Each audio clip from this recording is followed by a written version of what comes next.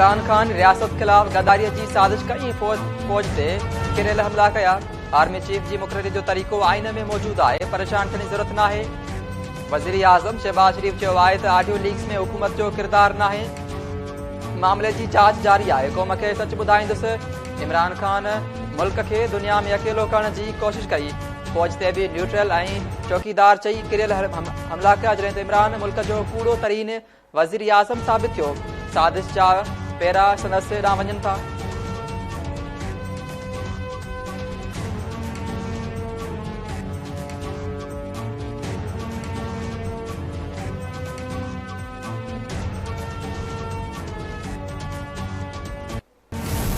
ये एक तारीखी कुदरती आफत है। ये हमारे लिए क़यामत से पहले एक क़यामत।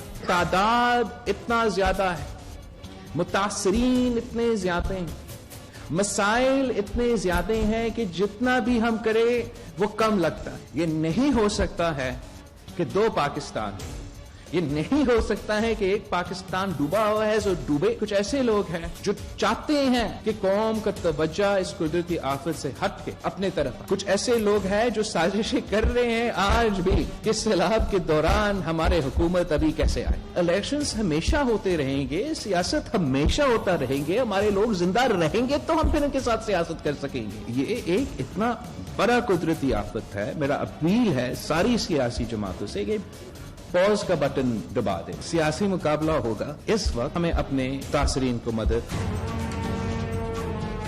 बिलावल भुट्टो ज़रदारी इमरानी क़ौम परस्तन जा सिंध के हथ से बोन वारा इल्ज़ाम रद्द करे छॾिया। पर ॾही वसीर बिलावल भुट्टो ज़रदारी चयो आहे त हिकु पाकिस्तान पानी में बुॾल आहे, ॿिए पाकिस्तान में सियासत थी रही है। एक ही वक्त ॿ पाकिस्तान नथा हली सघनि। बलोचिस्तान ऐं सिंध में हिन वक्त भी पानी समुंड जो ॾेख ॾेई रहियो आहे। मौजूदा सूरताल में सियासत बदिरां मुल्की मुफ़ादन खे ॾिसणो पवंदो। मुतासिर माण्हुनि जी ख़िदमत करणी पवंदी। फॉरेन फंडेड ऐं चंदो चोरी कंदड़ इमरान खान साजिश करे बोर्ड दौरा हुकूमत माण्हुनि चाहे थो।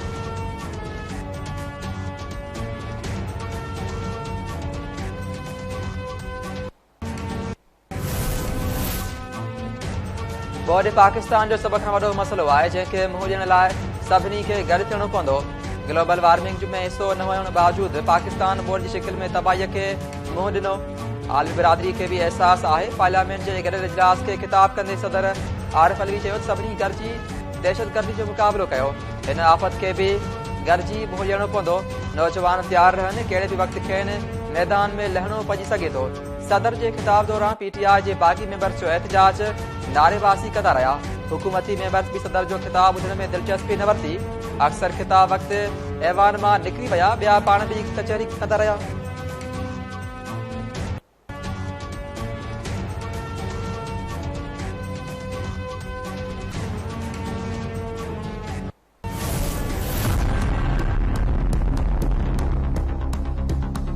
हमने तहरीक-ए-इंसाफ इमरान खान की मशावरत में तहरीक-ए-इंसाफ के दोस्तों ने फैसला किया है, मुस्तफी होने का ऐलान कर रहे हैं।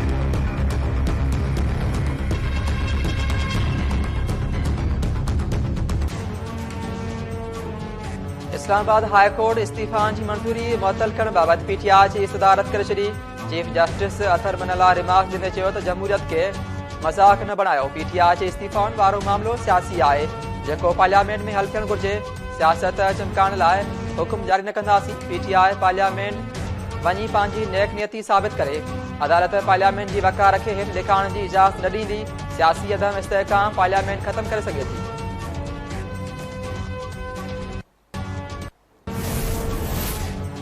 फैसल रावड़ा केस में गलती तस्लीम कई वही है। नाअहली ठही थी पर ताहयात न।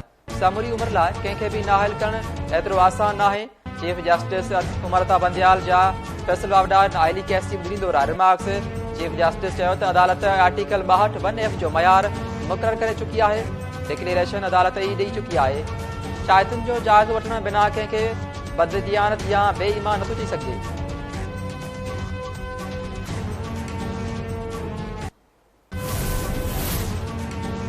हुकूमत नैब तरबियुनि खिलाफ इमरान खान दरख्वास्त गुज़िरियल 21 सालनि दौरान रखियल प्ले बार्गेन जा तफ़सील सुप्रीम कोर्ट में जमा कराए छॾिया। दरख्वास्त ॿुधणी दौरान जस्टिस एजाजुल हसन रिमार्क ॾिना त नेब तरमीमुनि मां लॻे थो त 49 करोड़ रुपयनि जी करप्शन ठीक ऐं 50 करोड़ रुपयनि खां वधीक ग़लति आहे।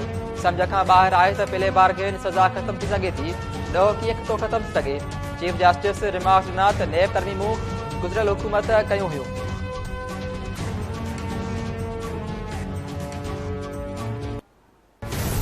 अॻु में जेके हुया 12 करोड़ 11 लख वोटर हुया ऐं हींअर 12 करोड़ 1,96,122 वोट थिया। तक़रीबन कोई 11 लखनि जो इज़ाफ़ो थियो आहे पूरे मुल्क में। ऐं सिंध जे हवाले सां ॿुधाईंदुमि त पहिरीं जेके वोट हुया सिंध जे हवाले सां उहे हुया 2 करोड़ 64,95,000 ऐं हींअर जेके आहिनि उहे 2 करोड़ 56,63,63,000 वोट नवां दाख़िल थिया आहिनि। छो त हींअर इहो कानून ठही चुको आहे इलेक्शन एक्ट 2017 मुताबिक़ त वोट दाख़िल थींदो शनाख्ती कार्ड जे एड्रेस मुताबिक़, पोइ चाहे उहो मुस्तक़िल हुजे या आर्ज़ी हुजे। टी कंहिं बि एड्रेस ते वोट दाख़िल न थींदो त मुमकिन आहे इहे जेके कुझु वोट घटिया आहिनि त इहे उहे वोट हुजनि जंहिंजो तालुक़ु ॿियनि सूबनि सां हुजे ऐं उहे पंहिंजी एड्रेस ते उन्हनि सूबनि में दाख़िल कराया हुजनि या के फोत थी विया हुजनि। त असांजी पूरी कोशिशि रही आहे त हींअर ग़लतियुनि खां पाक वोटर लिस्ट ठाही अथऊं। सिंध में नयनि वोटर लिस्टनि तहत 8 लख वोटर्स गॾिजी विया। सिंध जे joint election commissioner Ali Asghar Sial जो इंकशाफ KTN न्यूज़ सां ख़ुसूसी ॻाल्हि ॿोल कंदे सिंध जे joint election commissioner Ali Asghar Sial चयो त मुल्क में मजमूई तौर 11 लख वोटर्स वधिया आहिनि। सिंध में 8 लख वोटर्स घटिया आहिनि। थी सघे थो सिंध में घटि थियल वोटर्स ॿियनि सूबनि जा हुजनि या फोत थी विया हुजनि। तस्दीक थियल वोटर लिस्टूं सुभाणे शाया थी वेंदियूं। वफ़ाक़ी हुकूमत ऐं शुगर मिल्स एसोसिएशन में ॻाल्हियूं बिना नतीजे ख़तम। हुकूमत खंड एक्सपोर्ट करण जी इजाज़त न ॾिनी। शुगर मिल्स मालिकनि पारां कमनि जी पीढ़ाई लाइ मिल्स हलाइण लाइ खां इनकार। ज़रियनि मूजिबि शुगर मिल्स एसोसिएशन जे नुमाइंदनि चयो आहे त हुकूमत खंड जे मौजूदु ज़ख़ीरनि खे एक्सपोर्ट करण जी इजाज़त ॾिए। शुगर मिल्स एसोसिएशन पारां खंड एक्सपोर्ट करण जी इजाज़त ॾियण ताईं क्रशिंग सीज़न शुरू न करण जो फ़ैसिलो।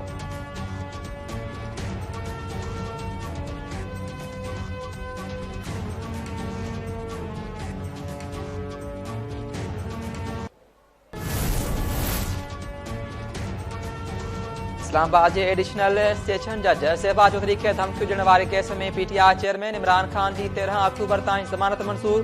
मारगल्ला थाने ते दाख़िल केस में इमरान खान इस्लामाबाद की अदालत में पेश थियो।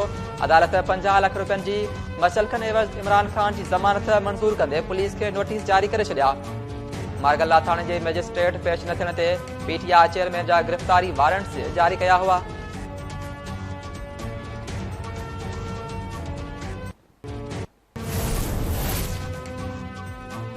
सिंध हुकूमत वर्ल्ड बैंक के तावन सां सखर बैराज की बहाली मरम्मत ऐं मज़बूत बनाइण वारे मनसूबे की पीढ़ जो पत्थर रखी छॾियो। चाइनीज़ कंपनी 34 अरब रुपयनि जी लागत सां 4 सालनि मनसूबो मुकमल कंदी। सखर बैराज जे चीफ इंजीनियर चयो आहे त बैराज जी मरम्मत ऐं मज़बूतीअ सां ज़राअत खे वधीक फ़ाइदो मिलंदो।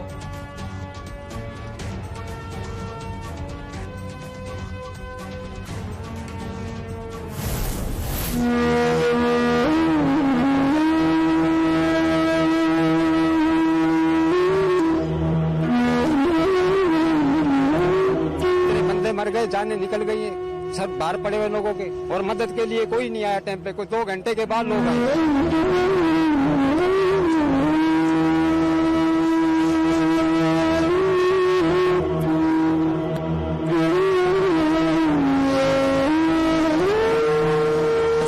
घरनि जे पासे में ठका जीअं थियो उथी आयुसि हली 3-4 माण्हू ऐं जेको ट्रक आहे ड्राइवर बक़ाइदे परे पियो।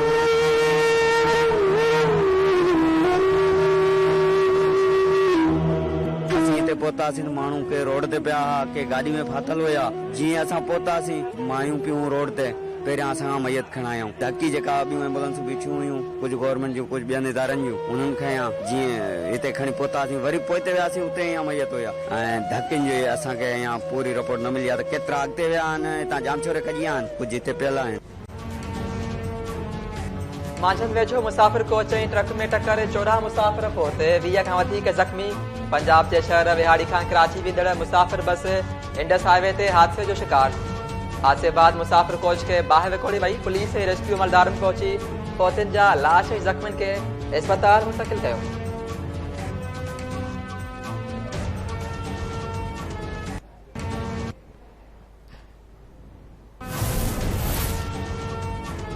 सिंध में बोर्ड खां पोइ पकड़ियल बीमारियुनि जा अञा जारी, वधीक 13 ॼणनि दम ॾेई छॾियो। केतिराई बीमारियुनि में वरतल मुख़्तलिफ़ शहरनि में मुतासिरनि जो एहतजाज बि जारी।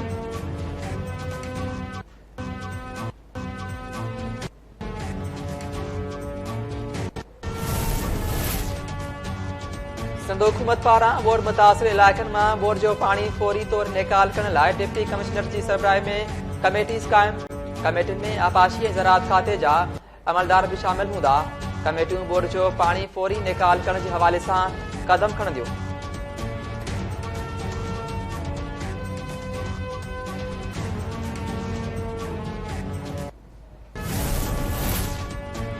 डॉलर जी भेट में रुपये जे मुस्तहकम थियण जो सिलसिलो जारी।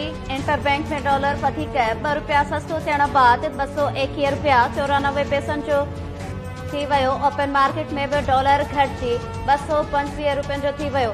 मुल्क में सोन बि 3,400 रुपया सस्तो थियण बाद फी तोलो सोन 1,44,900 रुपयनि जो थी वियो।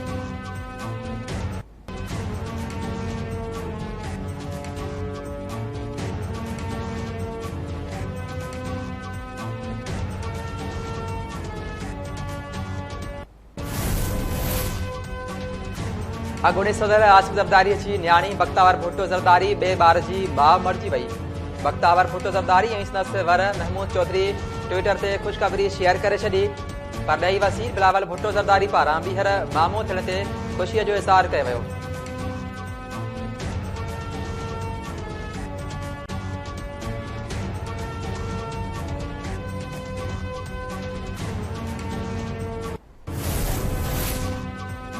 सिंध हाई कोर्ट में IPS ज़रिए 65,000 भर्तियूं करण ख़िलाफ़ MQM जी दरख़्वास्त ते ॿुधणी। चीफ सेक्रेटरी ऐं सेक्रेटरी सर्विसिस लिखत में जवाब जमा कराइण ते MQM जी दरख़्वास्त जी मुखालफ़त करे छॾी। अदालत सिंध पेपरा सिंध पब्लिक सर्विस कमीशन ऐं IPA कराची खां 6 हफ़्तनि में जवाब तलब करे वरितो। चीफ सेक्रेटरी मौक़िफ़ इख्तियार कयो त दरख़्वास्त गुज़ार जा इल्ज़ाम ग़लति आहिनि, दरख़्वास्त खे रद्द कयो वञे।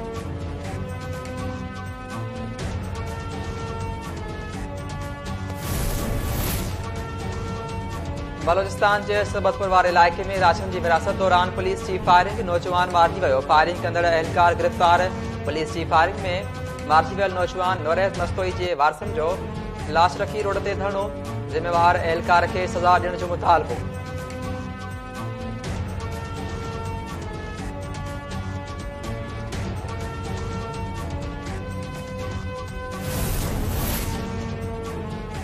मुझे अॻियां छो गुज़रे, नौशरो फिरोज़ भेजो वडेरे नींगर के कत्ल करे छॾियो। ॻोठ बचल पंवर में नींगर ज़ाहिर वडेरे अजमल पंवर जे अॻियां गुज़रियो त वडेरे कावड़ जी नींगर के गोलियूं हणी छॾियूं। नींगर इलाज दौरान अस्पताल में फोत थियो। वारसनि जो वडेरे अजमल पंवर की गिरफ़्तारी लाइ एहतजाज। मुज़ाहिरनि चयो आहे त अजमल पंवर नींगर पारां अॻियां निकिरण बाद दूर लगण जे करे मथस फायरिंग कई जवाबदार के गिरफ्तार करे इंसाफ कयो वञे।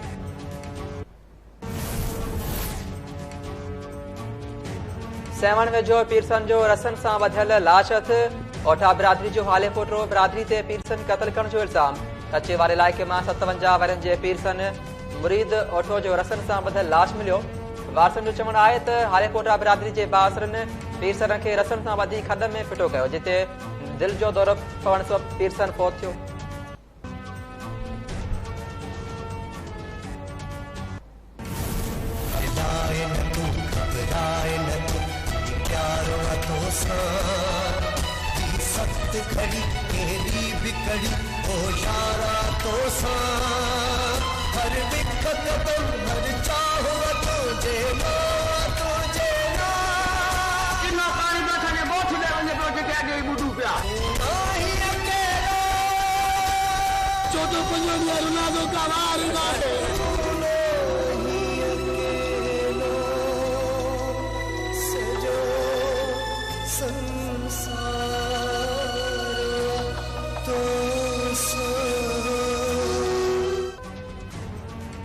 सिंधी ॿोलीअ जो पहिरियों ऐं सभ खां वॾो डिजिटल चैनल KTN ऐं काविश सिंध जे बरसात ऐं ॿोॾ सटियल माण्हुनि जी सहायता लाइ सभ खां अॻु भरा रिलीफ कैंप्स ते गॾु कयल इमदादी सामान मुख़्तलिफ़ इलाइक़नि में ॿोॾि मुतासिरनि में विरहाइण जो सिलसिलो जारी।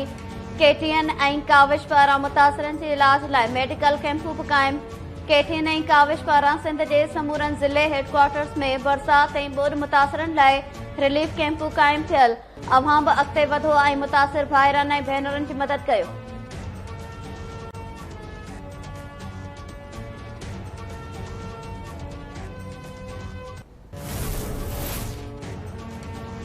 थाईलैंड में अॻूणे पुलिस एहलकार जो डी केयर सेंटर ते हमिलो। फायरिंग में ॿारनि समेत 38 ॼणा मारिजी विया, 12 ज़ख़्मी। मारिजी वियलनि में अक्सर ॿारनि जी शामिल।